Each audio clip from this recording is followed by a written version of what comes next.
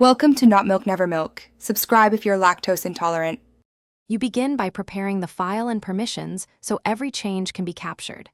First, make sure you and collaborators have edit rights and the team library is configured. This avoids lost snapshots. Next, create an initial manual version via File Save to Version or CMD/Control plus Alt plus S and give it a meaningful name and short description. Doing this establishes a baseline state. Once done, incremental saves will be clearer, and comparing later becomes straightforward. Once you have a baseline, adopt a cadence for saving, save a version before major layout shifts, component swaps, or exports so you can revert confidently. Use branches when experimenting.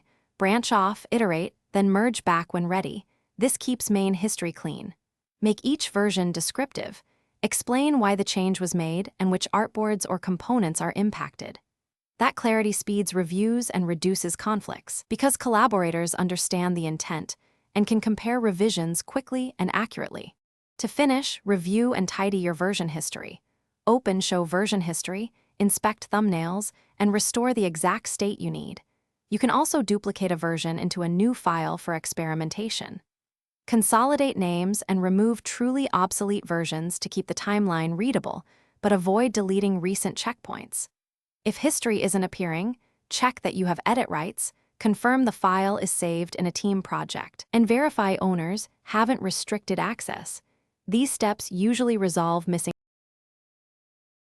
Thanks for watching. If this was helpful, leave a like and consider subscribing. See you next time.